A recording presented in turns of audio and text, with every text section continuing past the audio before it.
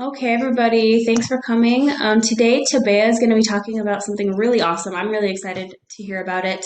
It's going to be basically how we can incorporate STEAM concepts into our music lessons.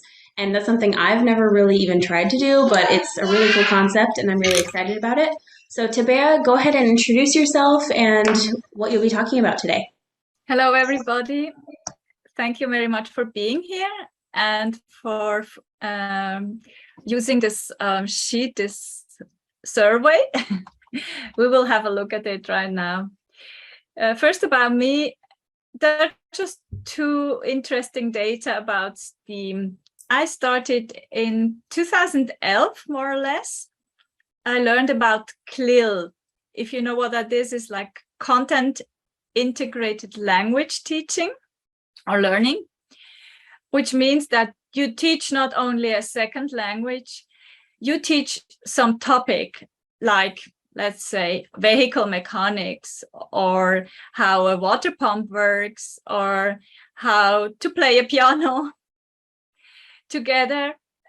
Better said, you teach it in the foreign language in an adapted level.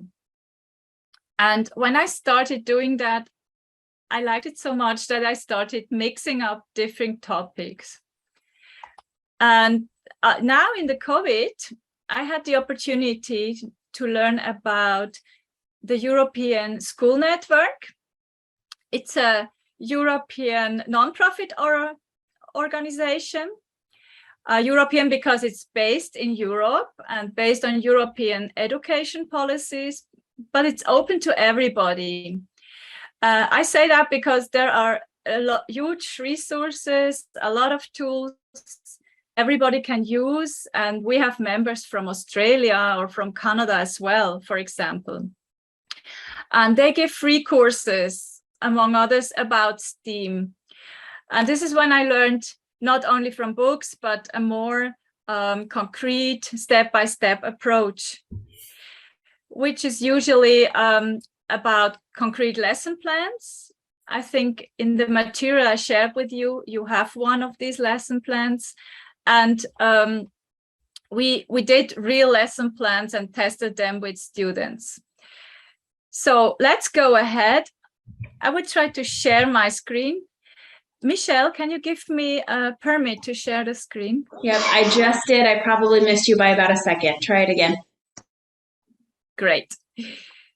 So the next big challenge to find the right screen. Yeah. Sound is not needed, but anyway. So what are you seeing? I do not see if I'm sharing my screen. Do you see my screen? Yes. Cool. Okay, this is your contribution. Thank you. As you can see, half of the people who participated in this survey, which were only 8, which is really not representative, but I think it's more or less the people who are here this Teach Meet, so that's cool. Half of you know a little bit about STEAM, or even a lot, and that is great because you can also help me further on in this lesson and give me some ideas. And what is probably most interesting is even some have worked with STEAM already. And what are the difficulties according to your opinion? So I will ask you right now, what is others? Because besides lack of knowledge, which I understand half of you haven't ever worked with STEAM, and this multidisciplinarity, what are others? What are other difficulties you have found with STEAM? Why did you not do it, or why did you not use it more often?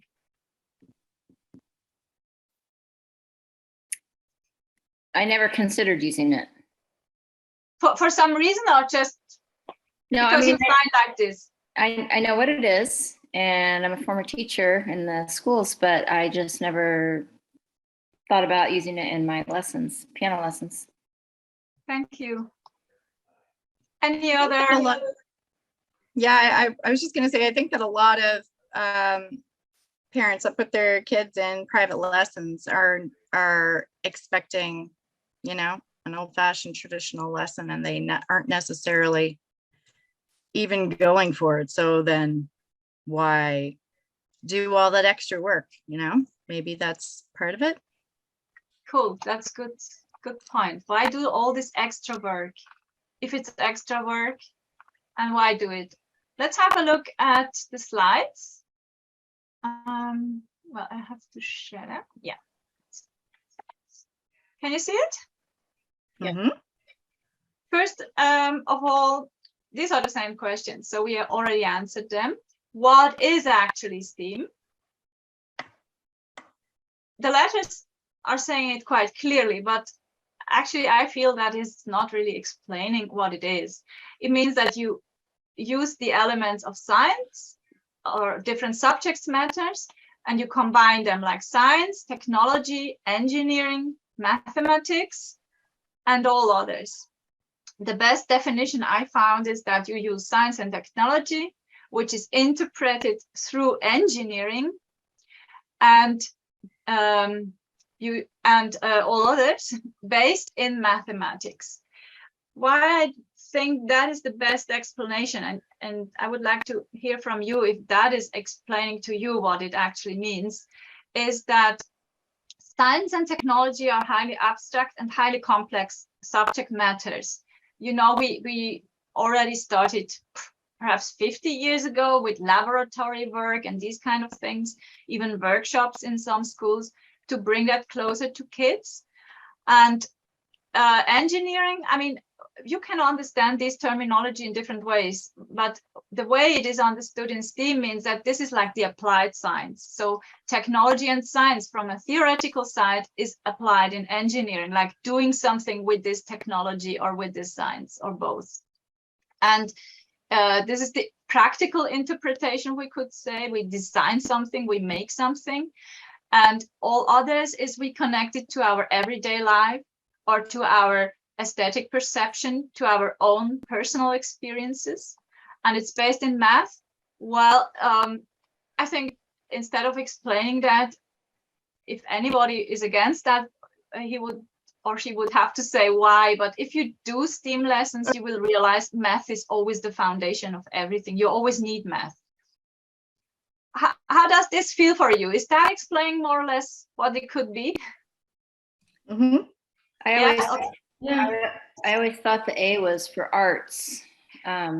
This is often also explained like that. You can really find both in theories, but it means actually all other.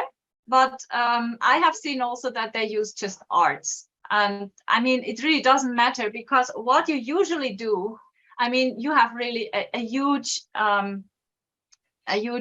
catalog of subject matters from which you can choose. Even mathematics, you know, mathematics is one of the widest fields, and it's not really saying, I mean, that is more mathematics in the way of applied mathematics, not mathematics, but also or logic, for example. So you take just one of each, and arts is part of humanities. So most people use arts, especially because if you are a primary teacher, and I think that is one of the big issues also for many piano teachers, is that you do not have such a broad education, especially not from the pedagogical side. You know what you know like everybody else, but you are an expert in teaching, let's say, a language, or you're an expert in teaching biology, but you're not an expert in art, in mathematics, and in engineering. It's very difficult to be good in everything or to know about everything.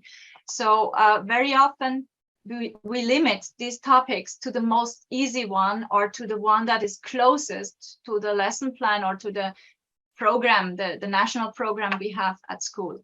And arts is part of any national program. And usually music is not used because I think, at least in Europe, this is really like the step kit. It's something like, yeah, okay, if we have to do that, if we have some time left, we do also some music, and usually it's just theory about periods and some famous composers, and that's all, but very little about singing together, finding the beat, the rhythm, and these kind of things. So I think it's usually limited to drawing, which arts is much more. And yeah, but it's a good starting point. I think the best way is to start with what you best know, and art can be, I mean, can be a way to do that. Is that an answer for you, Cindy? Yes. Yeah, it was Cindy, right? I cannot see you right now. Okay. I also use sometimes lesson plan and learning plan, and you read a learning scenario. You can read that all over in the literature about STEAM. That is an aesthetical aspect. It's really no difference. It's just like from a pedagogical background, people use more this word learning scenario because they want a more student-centered approach than this classical lesson plan. But it's actually the same. It's just a schedule, when to do what and which resources to use and what the goals are. So you have also seen that on the learning scenario I shared with you. Where to start?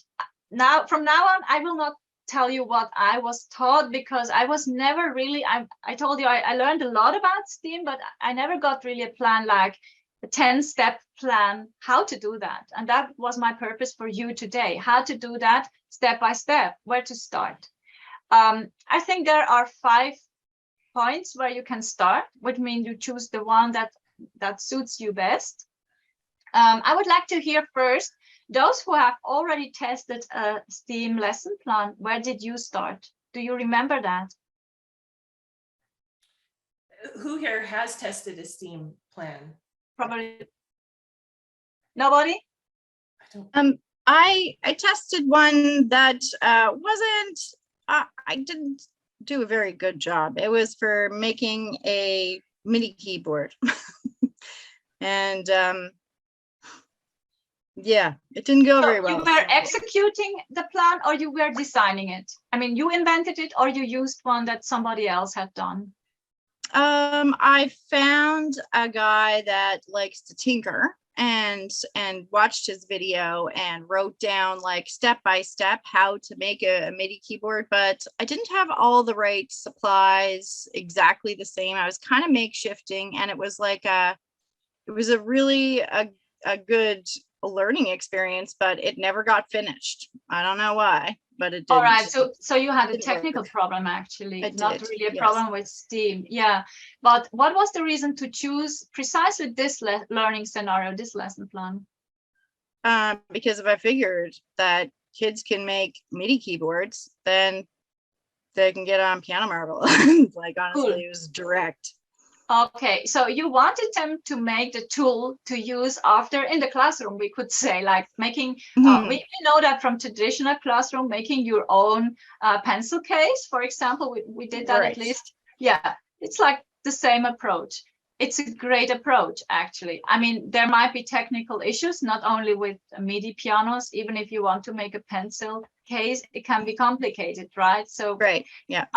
This is really something to consider. If you use something, and that is part of STEAM, you do something which you never have done or is not working for yourself, stay apart. Don't do that. It will not work. Unless you say you don't know how to do that, and let's explore it. Sometimes kids are even better than you.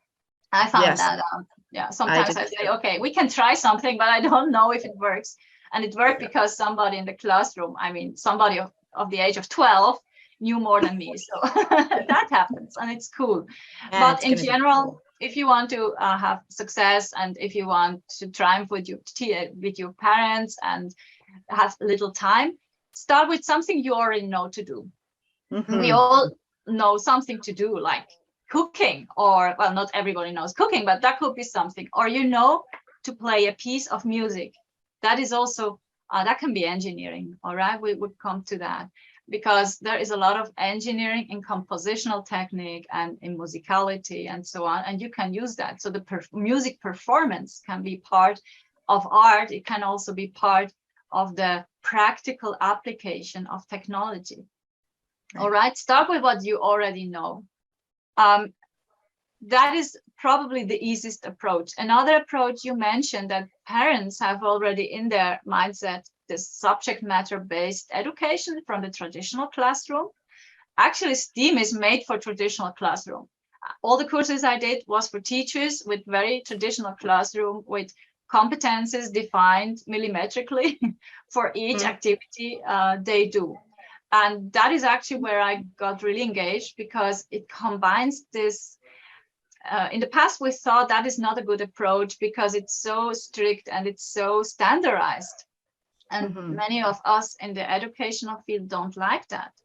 The good thing of that is that all these standards are easily automized in an adaptive learning scenario, in the sense of Piano Marvel. So actually, Piano Marvel has a very strict lesson plan with very strict topics which have to be learned. I'm not sure if you are aware of that, but you go also step by step and gradually learn more. The only difference is that the time you spend on something and how to do that, this is open to the student. So it's student-based combined with a very traditional learning plan, actually. So this is not necessarily negative. This is actually the way I mostly do it, because at the end, students have not the time to spend in things beyond what they need to learn. They have so many things they have to learn. So think about that and try to find topics which your students need to know anyway. Like, how old are your students? Like 10, 12, something like that? Older? Me? Yeah, anybody. All the way. Yeah, okay. I'm from like 5 to 18.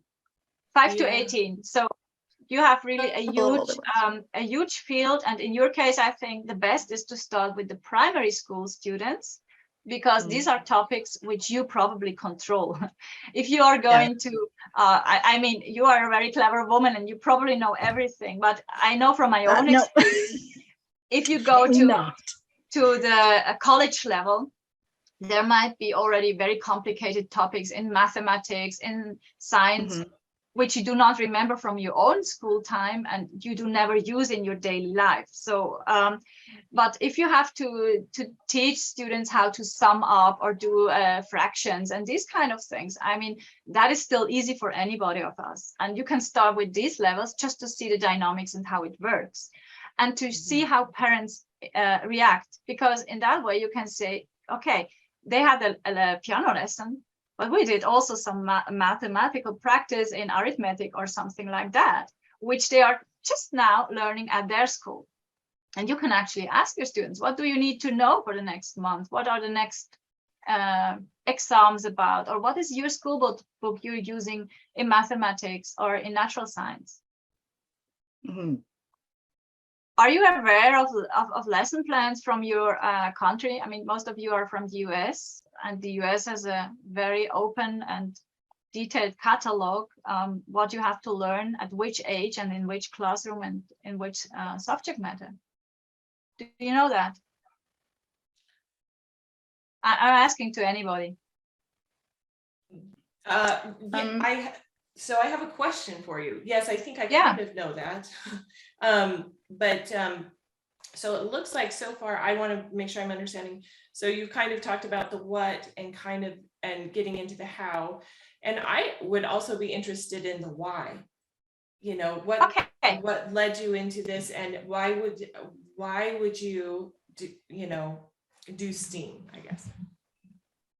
I think that is also very connected to where you start.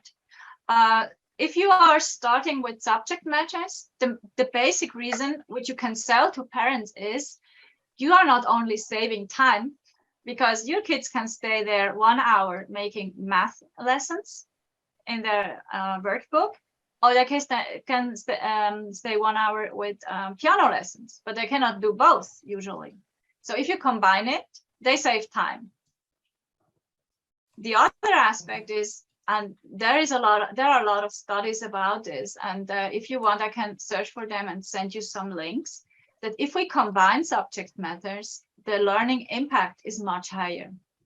It is easier to understand a subject if you combine it with another one. What you feel in preparing the learning design, the lesson plan, makes it more complex and more complicated, is, at least in theory, if the scenario is well done, making it easier for the student to learn it. Do I explain that the right way? Do you understand what I mean? Yes, thank you. Yeah. Yeah, it should actually not necessarily be more complicated? Yes, more complex. I mean, it's more complex because you combine more subject matters.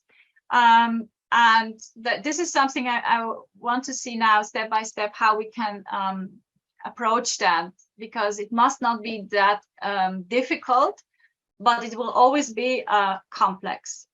And it will be always difficult in the beginning for one reason. You are teaching perhaps 20, 30 years piano, and you have a whole bunch of material you're already using. You have done tons and tons of lesson plans. You can just repeat and adapt to the new students you have.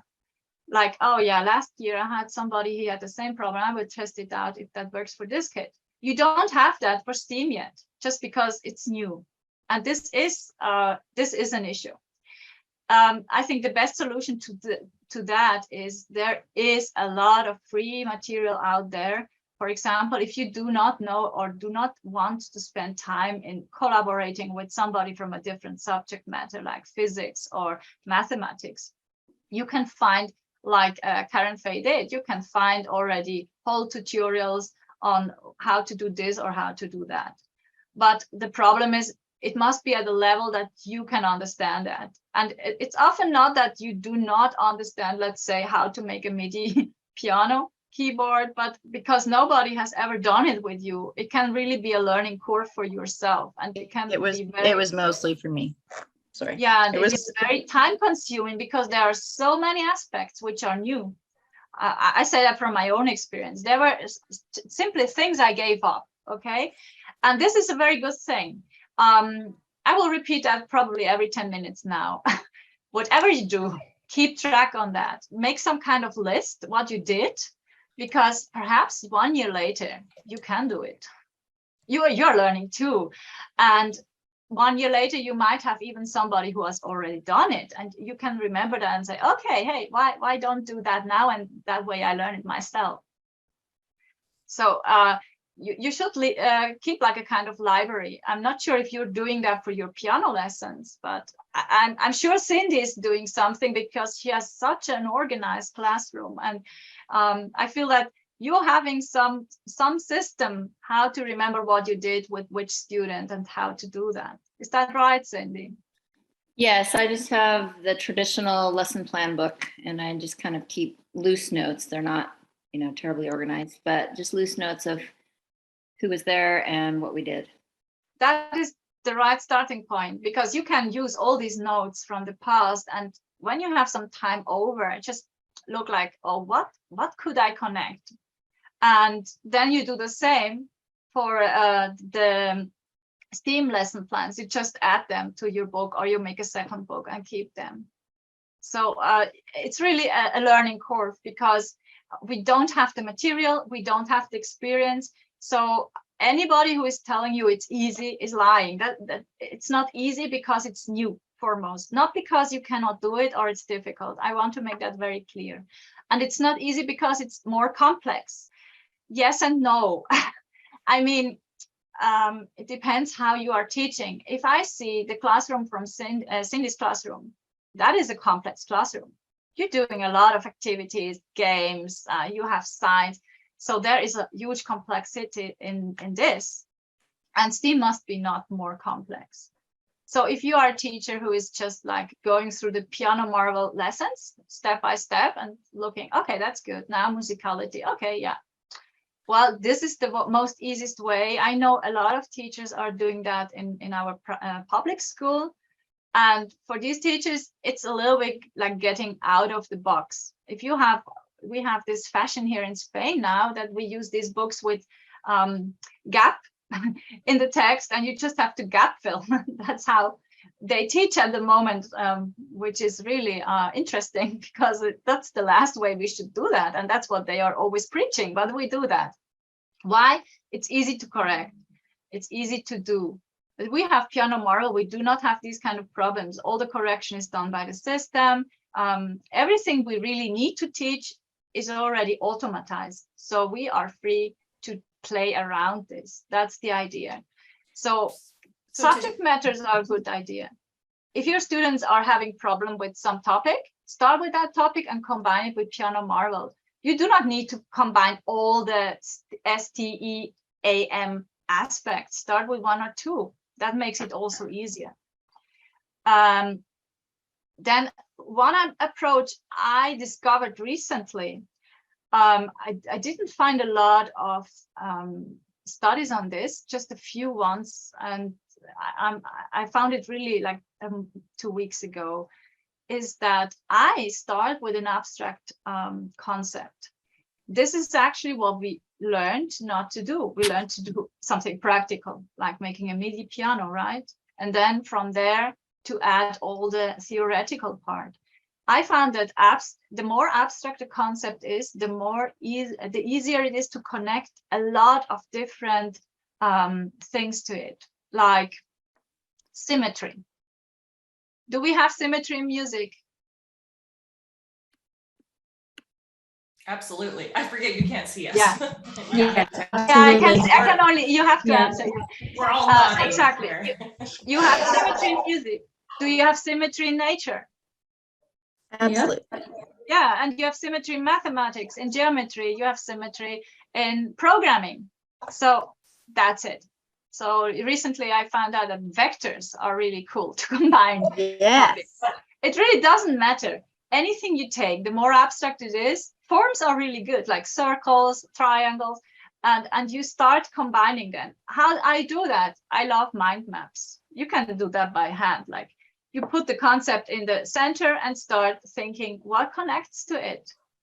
And you can get a whole, a whole lesson plan. That's a new way I'm doing it. And I will still have to test if that is a really good way to do it. Okay, so, but I wanted to share that with you. So Another way, yes?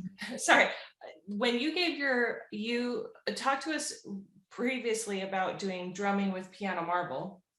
Yeah. And am I right in saying that was a STEAM lesson because you integrated? Yeah, I would say so. Yeah. Cultural, you integrated, kind of life lessons. You integrated different things, and because I'm like, okay, how do I apply this in piano?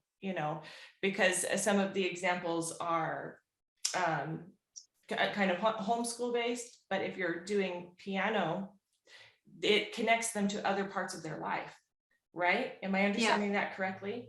So Absolutely. that their experience is not just piano, it allows them to reach into other parts of their life and connect them into what they're learning in piano. But I don't know if I'm understanding. I'm just putting it out to you. Is that is correct? Actually the main reason why we should do STEAM, because it makes learning meaningful. And it makes piano learning meaningful. It's not just because your parents want that. It's because that is part of your life. I mean, I'm an extremist in this point because I believe that music is the first thing of all. This is based on a philosophy of Al-Farabi, but I believe that it's even above mathematics. You might heard about the spheres of the universe, like the sound of the universe. But everything is resonance, everything is sound. So in this way, you should not take me too serious. I'm like almost religious on that, but STEAM makes a learning more meaningful because it connects. And one of the elements is what, for example, Karen Fay introduced, to do something that is useful in your everyday life. This is really also part of it, to see I'm not only learning, I'm doing something I can use, and it's really useful for my everyday life. This is what John Dewey means when he says learning is life. It's not for life. We do not, I'm sure everybody has heard that when you were a kid. You're learning for yourself, not for me as a teacher. Or you're learning for life, for the future. No, you're not learning for the future. You should be learning right now because you have a problem. That is another approach. This was actually introduced by the free school in Spain in the Franco era, which never prospered, as you can imagine. But Montessori school is based on this theory, for example. And there is also the school in the cloud. I do not remember this is an Indian man who invented that. And this idea is you start with a big question. It's like, kids have questions. It must not be like a very philosophical question, but just like, why is the moon sometimes this way and why sometimes this way curved? And why is it sometimes full? This kind of question a primary school student might ask us. And to answer such questions can be a starting point. Learner-based approach goes combined with that, but big questions, usually you advance them, like you think what they could ask. And learner-based is you ask your students directly, what do you need? Or what do you like? I do that with Minecraft. I know they like Minecraft. So I'm taking Minecraft lessons, actually, actively. So I go into a room and learn to kill zombies. This is my little son who is teaching me that, just to understand what he likes about it and what is the difficulty about it. What skills does he need to know to do that better? And to improve his skills, he needs certain things. And this is very easy because if anybody is playing video games, you will find out very soon they need programming. I mean, they find that out. And so you have them already on the right side. These are very easy students. And music players, music performers are the same. If you have music, the step to programming is very easy because starting with music score, which is not really programming yet, but you can do a lot of that in music score. You're going already in this tech part. So to combine music with technology is very easy.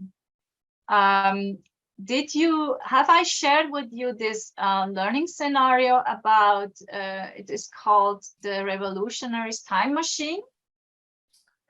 It was one of the links. If not, I will send you that after this session. We did that in one of these courses, and this was a group work. And there we had a subject matter approach because we were 3 teachers. I wanted to do something with music. One guy was a programming and math teacher, and one girl, she was in history and language teaching. And she also had a desire. She said she wanted a storytelling-based learning scenario. So we had like a catalog of desires and combined that. And this was the result of that. There, I have to say also, usually if you are in a group together working, you have this approach that some are giving input and one might be the one who is connecting things. That is not necessarily so, but it's often quicker. We had really little time. We had 1 week to do that. So this was the way we did that. And I was in 2 teams. One I did, and the other team, they did it, and I just added some input. So it is sometimes not really balanced. If you want it more balanced, you need more time to do that, obviously, but it will also be better, I think. So in this learning scenario, what we did is we had the French Revolution. So what has the French Revolution to do with music? Some idea, anybody? We think always about battle and Napoleon, these kind of things, right?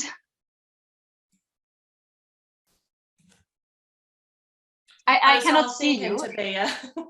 All right. We're all thinking, we're all trying to answer the question, but okay, that's cool. Okay, then think aloud. If you do not connect it to music, to what do you connect it? Let's start like this.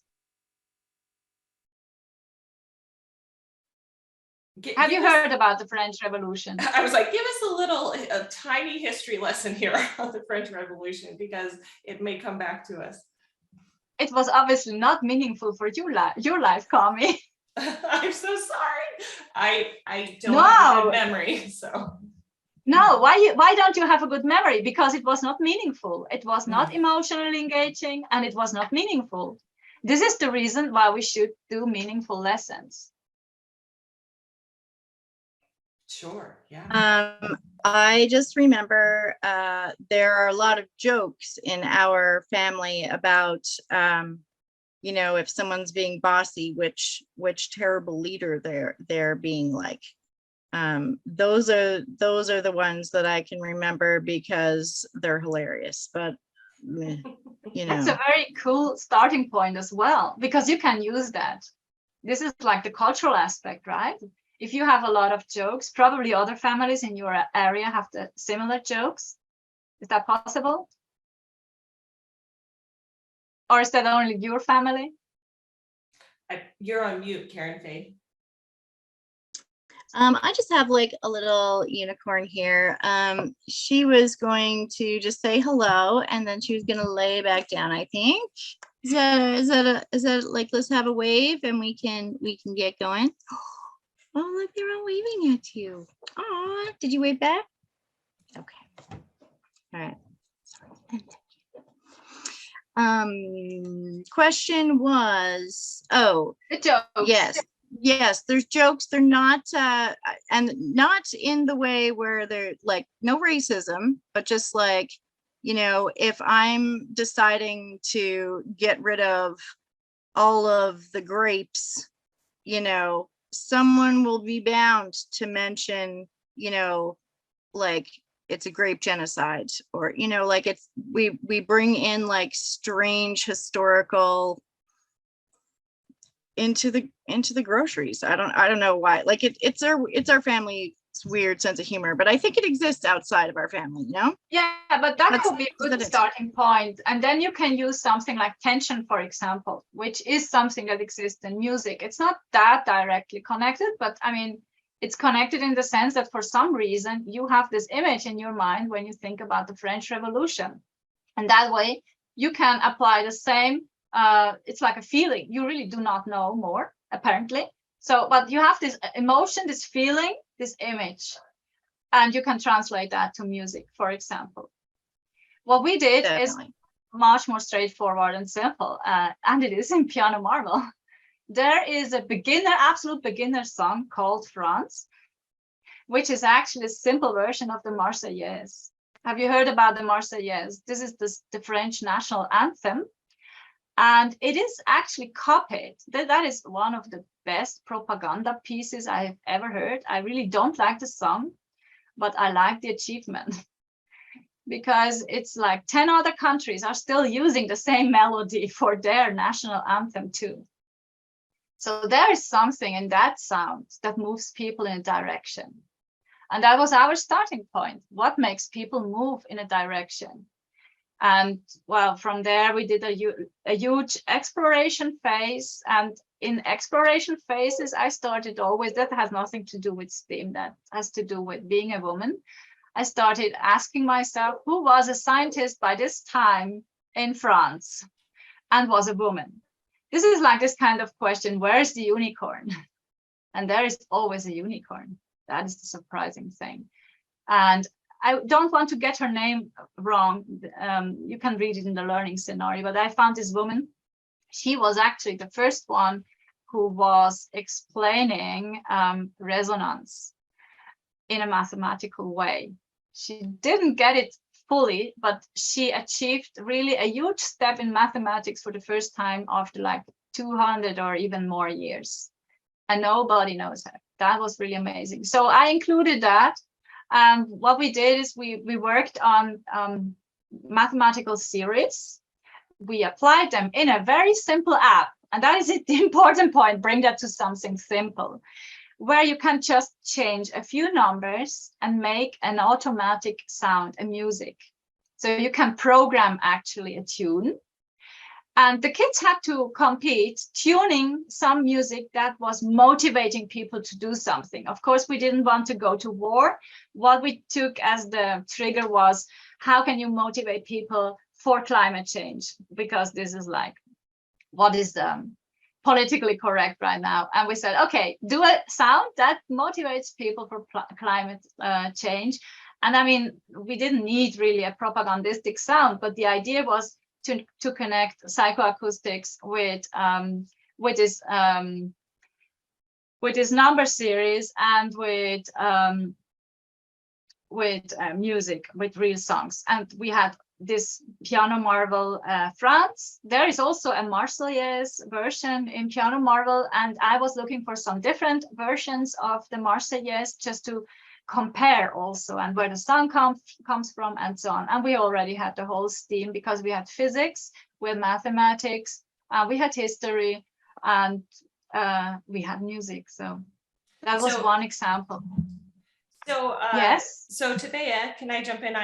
I was thinking, so if you have your music and you have all these different components that are related to the music. So you have the history of the piece, the history of the composer, the history of the era or the area and what was going on when that piece of music was created. You have the math that's going on in the music. You have the you also have music that was done for a specific purpose, like you were talking, say the French Revolution, or you were talking about the anthem, that the music has a very specific purpose, whether it be for a ceremony or, you know, to acknowledge some kind of special occasion or event. And so would STEAM be taking those elements of music, trying to help them come alive for the student so they understand it's not just notes and rhythms, that these things have power, they play out in communities, they play out in cultures, they play out in countries, and they impact how people come together or against one another and why. Is that kind of one conceptualization of how to take STEAM and apply it in the teaching music setting? I know it's probably a simplified version compared to what you're saying, but I'm trying to wrap my mind around it. That's exactly what we actually did. It's not simplified. Okay. That's actually what we did. And what we connected is that you can calculate that. That is also interesting, that you have a mathematics of emotions, because this was about intervals, if I remember. I do not remember it fully, I'm sorry, but because we did a lot of similar things afterwards. But this is about intervals, and that there are intervals which create tension, and there are intervals which release attention. So to play with that, and with the combination of that, you had actually a calculated way of emotions in through music, and you can control those emotions mathematically through music, which we know from Mozart. He was very mathematical in his compositions, for example. I mean, in the sense he was aware of what he was doing more than other composers who just applied them. So yeah, absolutely. Okay. I would like to do something together with you, because actually I'm just going here into details, but I went already through all that. So you have all these different fields, what you mentioned right now. And these are just some ideas where we could start as piano players, what we are using. I mean, that is a very, very reduced list of topics. This is much, much huger, but just to give you some ideas. Who would like to do something? I mean, like for these 8-year students of Cindy, for example, what are you usually playing in your classroom, and what are they learning in the school, for example? What do you mean playing in the classroom? I can't hear you. I'm not muted. Can you hear me now? No, I can't hear you. Oh, we can hear her, Cindy. Can anybody else hear Cindy? Yeah, got a yes from Karen Faye. Yeah. Can you hear me today? I will stop sharing. Let me see. When you say, what am I playing? Now it's good. Now it's good. When you say, what am I playing? Do you mean game-wise?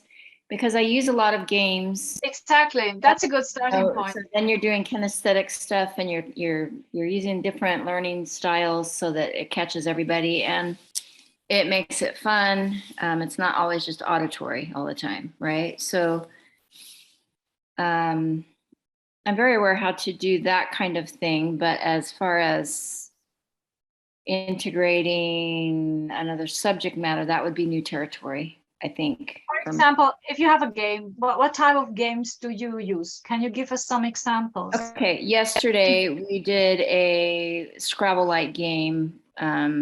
Michelle, this was later in the day, but so I have cards that have, A, B, C, D, E, F, G, and you can use this game to practice intervals. So with the very small children, the beginners, we just do seconds, right? So they're putting, I start the Scrabble-like situation on the floor, and then they get a card, and can they put that C, it's going to be next to a B or a D, right? And then they can't mix the colors, and I mean, they can't have the same color. So it creates a Scrabble thing, and it works for any interval. So yesterday we were doing thirds with some girls that had been a little bit older. And it was very hard for them at first, but I gave them the visual of the keys and I labeled all the keys so that it took, because one of the little girls was new enough that she didn't know all of her keys yet. And so then they had to mathematically figure out, okay, 1, 2, 3 forward, 1, 2, 3 backward. And then they could figure out what they could place where. So there was a lot of math involved there, but there was a lot of thinking. There was a lot of doing with their hands. Always, you're coming and going, sorry. I'm sorry. I don't know why that is. It's not happening for me, so I don't know who it's happening for. If it's just I you, don't hear Tabea. anybody right now. Oh yeah, comes and goes. So in that particular game, you know, you are using math, you are using the visual, you're having to kind of strategize and think, where can that card go? Plus the rules, you can't have 2 cards the same color together and you can't put a foursome together. So I was very pleased that this new little girl who just doesn't even know F and G, or, you know, in the right hand or left hand either, but she was able to figure out what the process was. And she was helping the other girl at times. Oh, you could put it here, you know, and they were helping each other and light bulbs were going off. And so that was good. So that now when she's doing the piece that she was working on before we did the game, she was missing the thirds. She was playing seconds. And I said, you see what's happening here? There's a third, right? So we kind of made that real by playing this game. But that's maybe as close as I can get to what you're talking about here, but I'm not bringing it in. The only thing that in theory is missing to call it STEAM is physics and technology. And let me think about that. I would try to find some links and send it to you, but throughout this week, okay? I can make some kind of list of that.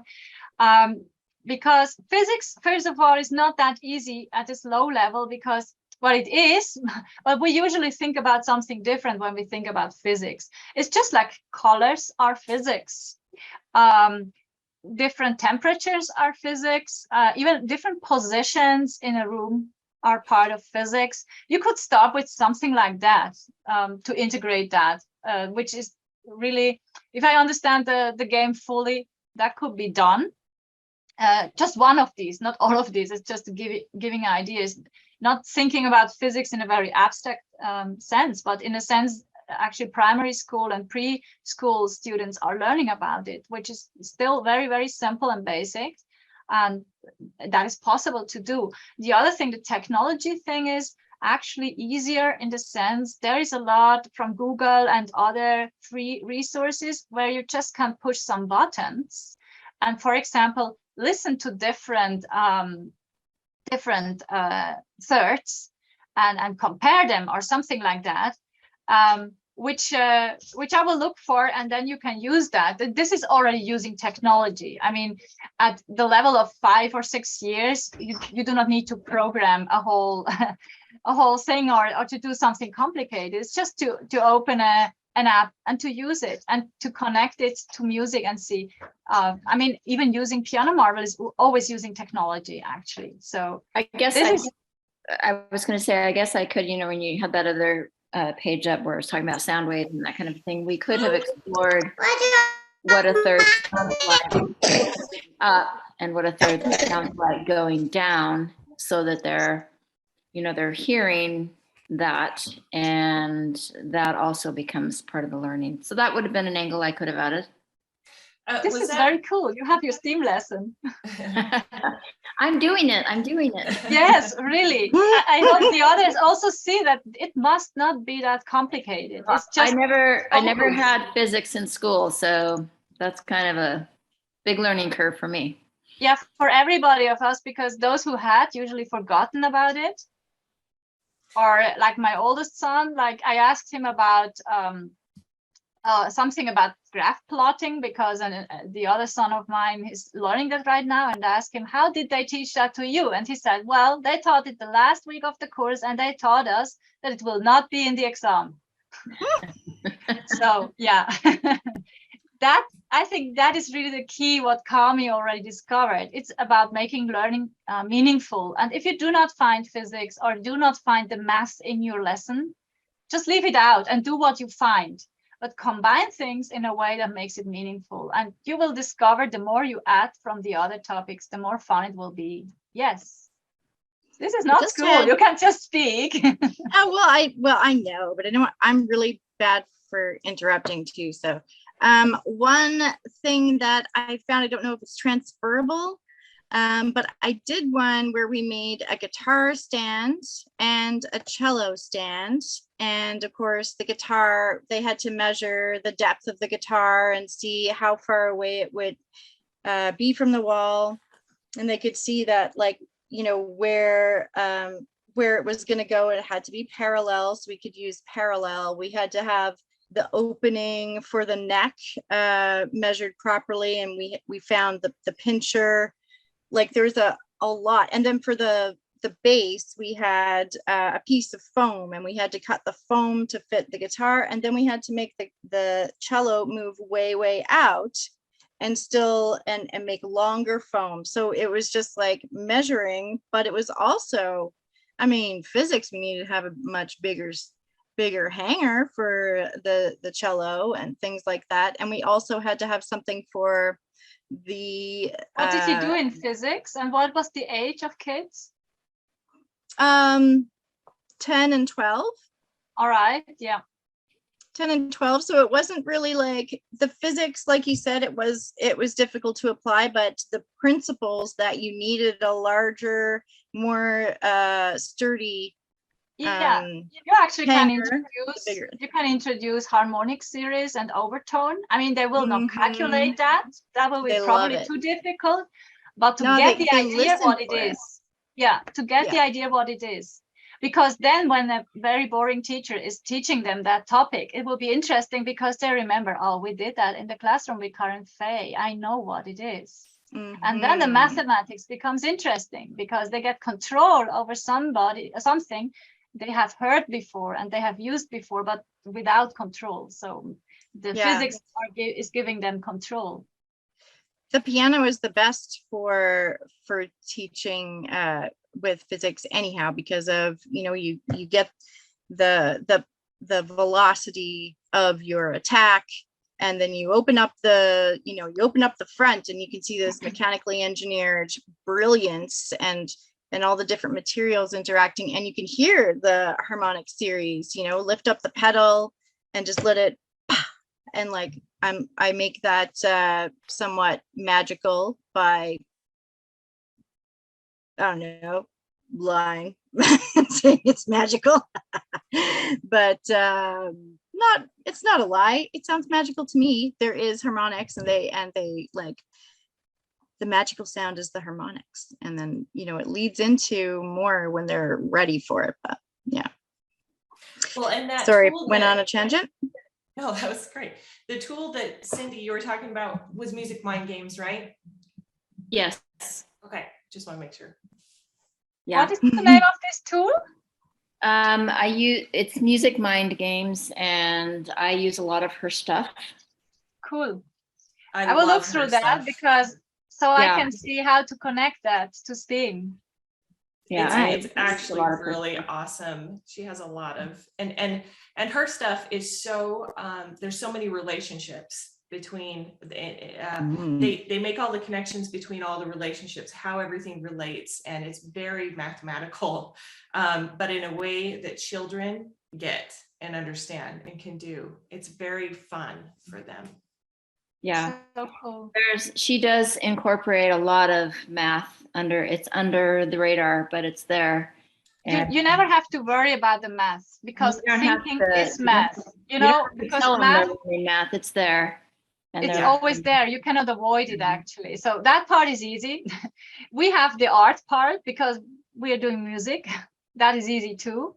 As Karen Faye said, it's always about physics. There, the difficulty is to find the simplicity for the level of your students. Yeah, okay, I second that. That's where that is sometimes because we are adults and we think too far. That is my problem, at least, always. I think, oh yeah, harmonic series, yeah, but what does it mean for a 5-year-old? You know, that is the difficult step actually to Or think. even for somebody who's not familiar with music, you know, to Yeah. introduce a concept like that. It reminds me of, oh, is anybody going to know this? What's it called? Is it called the Fibonacci?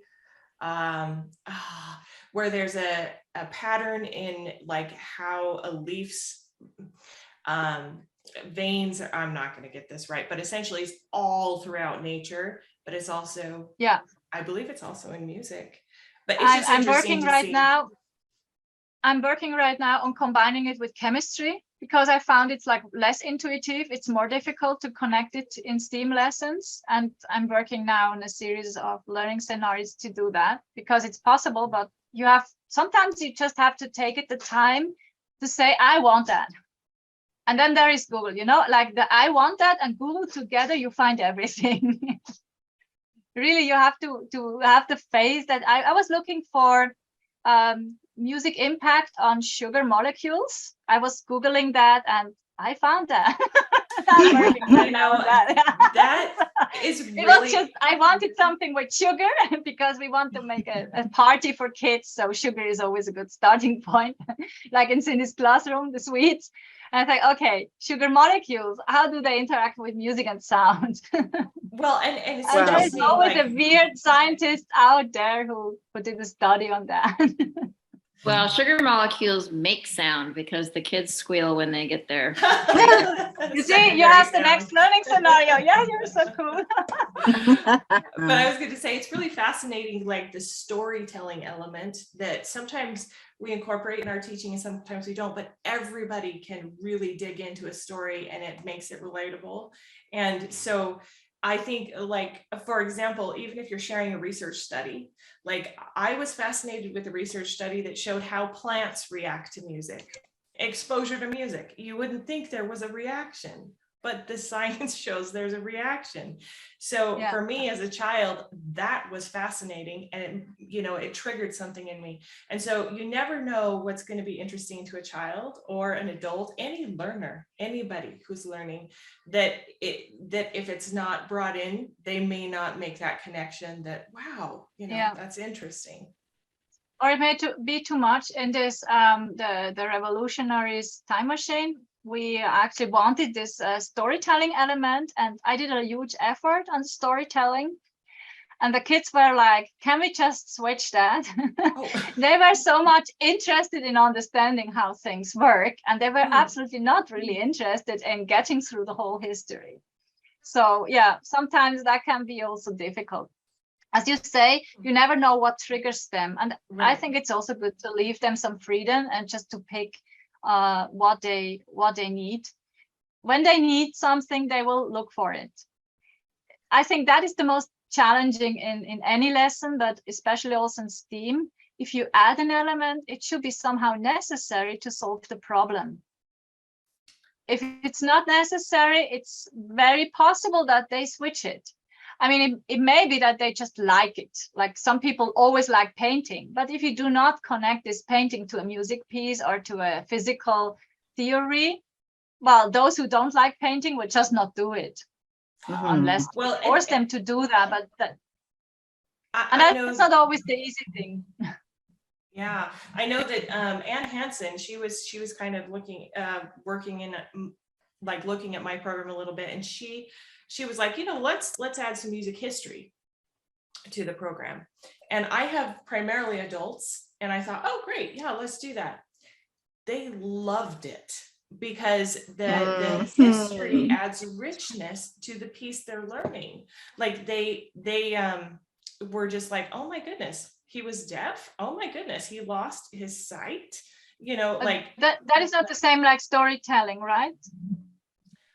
I think history is not storytelling. Well, whatever you can combine wherever that. you put it. It definitely seemed to enrich their experience. I don't know what you would call it, but incorporating it made it come alive for them. Like for me, the math of music is fascinating. I love the math of music. And also this history and this background of music. And there's just so many elements that we kind of could ignore as teachers and just teach this is what you do. you know, and not make all these other connections. But for the students, at least for my students, when we brought in that music history element, it made it come more alive for them. It made it more of an enriching experience for them. What's the difference between? For this example from the music from the revolutionaries, we also used history, and that part they liked very much. With history, I mean what you just listed, like facts, like people who lived in that time, things that were developed in that time. This is something that people always like. They were 14 and they also liked it. But the storytelling is more like really telling a story. And what we did is like we told the story of 4 young students who are in France and discover all that things and like looking through their eyes. And they like thought, okay, we do not need that. We make our own story up, you know. Or kind of like Anne Q. Oh, it looks like, oh, she had to leave early. That's right. She has, Cindy as well, has students compose music based on a story they create. Like that. Yeah, that was what they had to do. Yeah, composing is always very good in the practical part if you do not want to make a MIDI piano. So some of this is a little beyond my level, I'll tell you. So Karen Faye takes this to a level that I have never approached before, but it's fascinating. It's not a good idea. It's not a good idea. Composing is a practical part, how you can apply engineering, because it's a lot about engineering actually. And we all know to compose, perhaps not at the same level, but it doesn't matter, just to show elements and techniques. That is already good for a STEAM lesson. I would like to hear about Evelyn. Oh, sorry. Where is my arm? Sorry. I would like to hear from those who haven't spoken, if that was helpful for them, if they consider perhaps to integrate one element, or if not, why? Evelyn, for example, how do you feel about all that? Well, it's all helpful to integrate these ideas in our lessons. And I think for most of us, we find the place that we focus and emphasize. And so it becomes, to be terribly inclusive, lets us not be focused in those things that we feel are important to bring through. I get very focused on harmony and theory and making sure that students understand that background. So I see all of the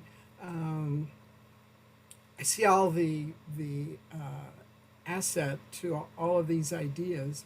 It's just that it's hard to go running off in another direction, and then you're not within the focus that you're productive with. But you're working with Piano Marvel as well, right? Oh yes, I've been working with Piano Marvel since it started.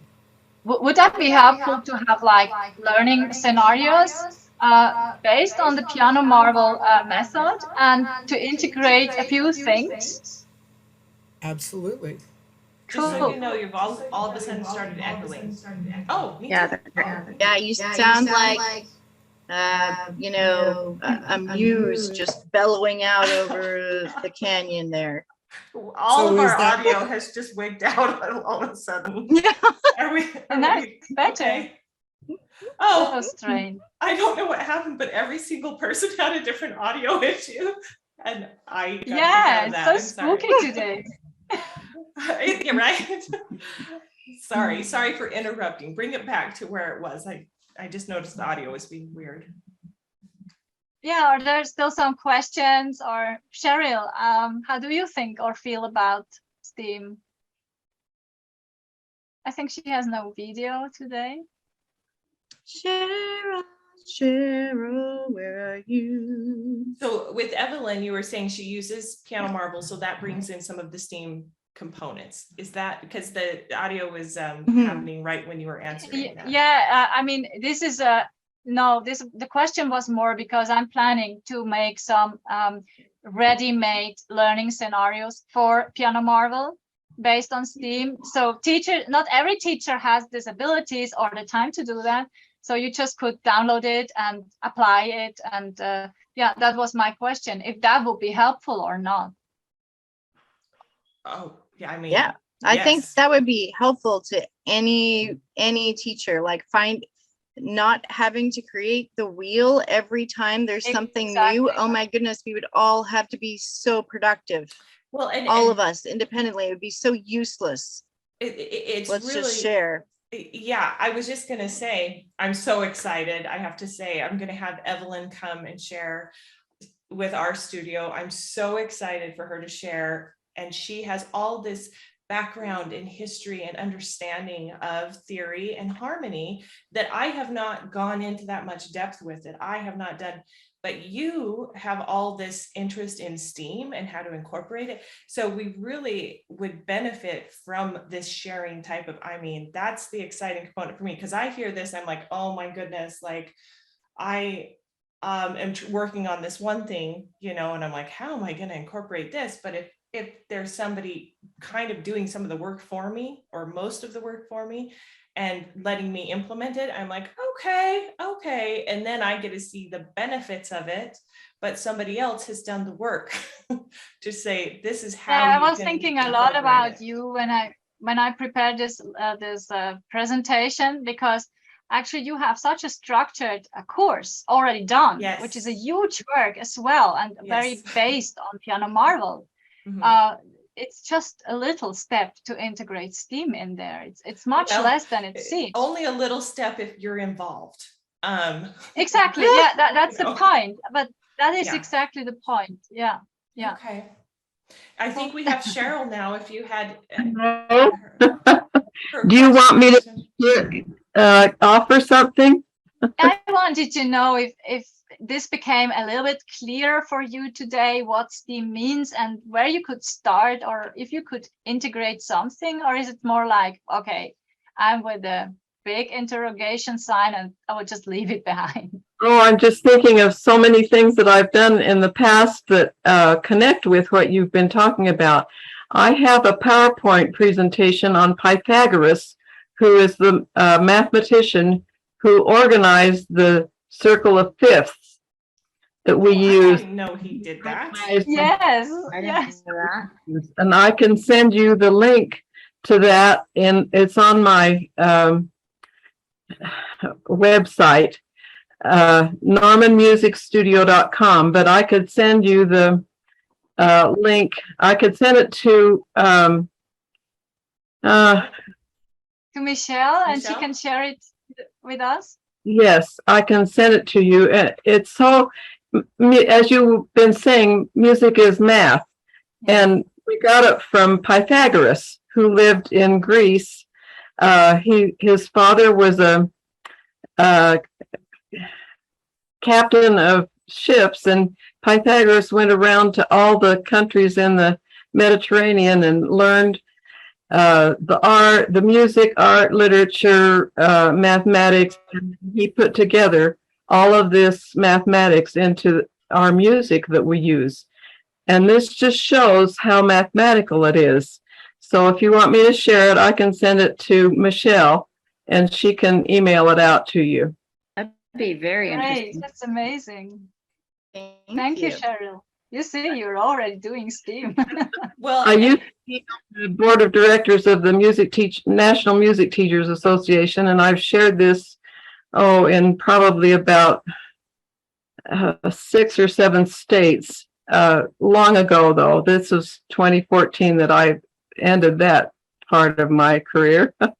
But everybody could connect and see how mathematical music is. So I will send the link to Michelle after this, and then you can see some connections with everything that you've talked about, really, because Pythagoras wanted everything connected, just like you're talking about. He wanted everything mathematical. He wanted everything musical, artistic, scientific. He was a scientist mainly, but then he connected it with everything else around us. in ancient times, like in Babylonia or in Alexandria or also in Old Greek, Greece, this was the usual way of learning and teaching. Yes. They were not teachers in math. They were just scientists. And it was not until the 19th century when we became like polymath, like somebody who knows a lot of, but nothing really well, like a bad word. But actually that was the way of teaching in the past. So yeah. Well, and I can't remember who told me this. I have a feeling it was you, Tabea. Many of the biggest scientists out there were musicians. Yeah. They played an instrument, you know, like Yeah. Einstein played the violin. I don't know all the scientists and what they did, but many of them were musicians. There is some connection between science and music, that, you know, and sometimes they could only pursue one after a while because it just took all their time, but a lot of them were very much so. And a lot of musicians are scientists, which like they have a degree in science-based things. And it's just interesting fact. But you probably told me that, right? Is that where I got that from? Can I make one other comment? Please.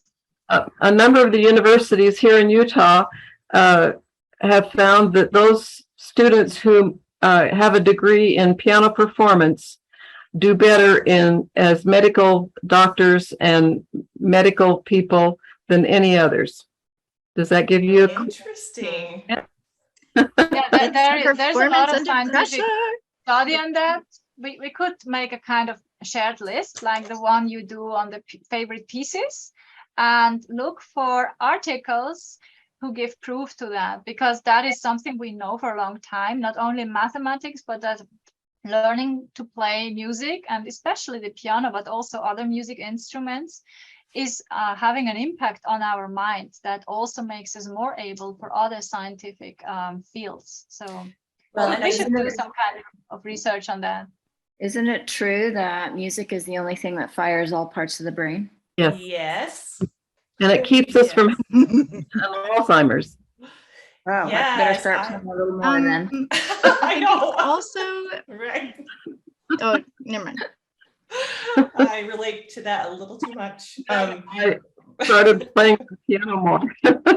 Right.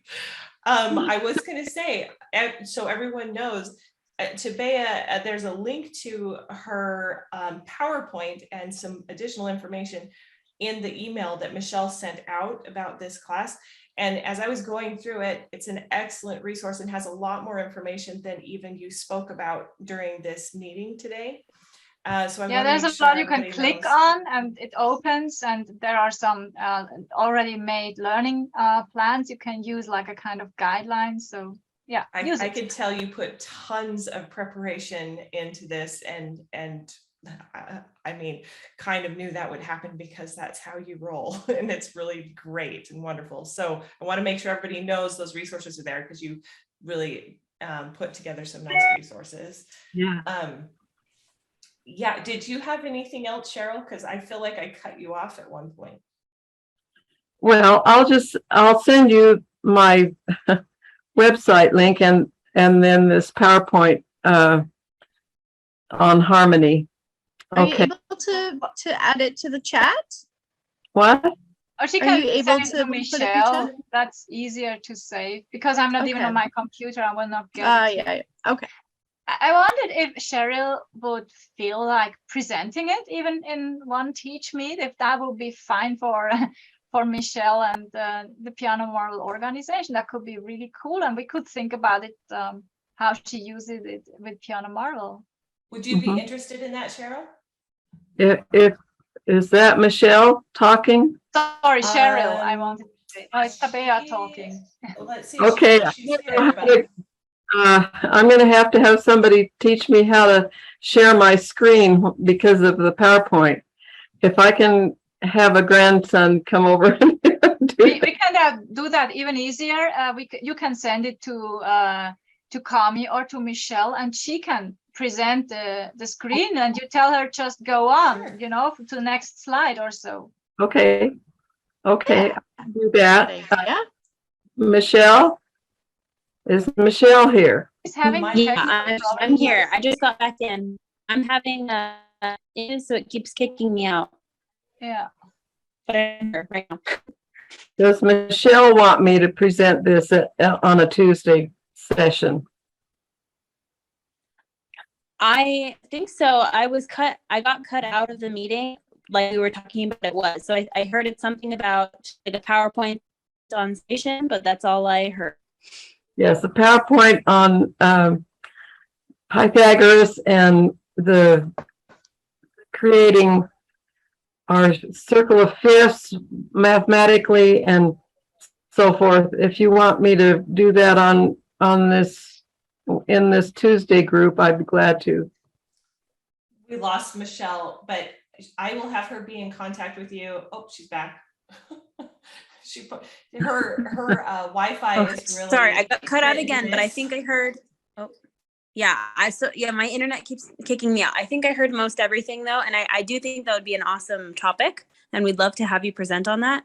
So I'll look at the schedule and see when we have. I think later in July would be a good time, like about a month from now, maybe 3 weeks from now. But Okay?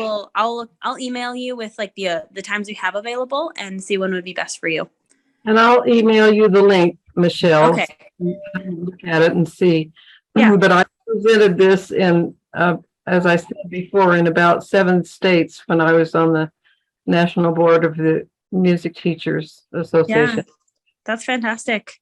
Yeah, I'm sure it would be great. Yeah, I'd like to take a look at it, but I'm sure we would love to have you present that. It really fits in with what Tabea's been telling us today. Awesome. Cool. Yeah. So we'll just talk by email and get all that figured out. Okay. And Sorry, I haven't been very present for this meeting. I keep getting kicked out like every 5 minutes, so it's been interesting. you can I tell. would want to say maybe a bad word if I were you. I can say it for you in private after. Okay.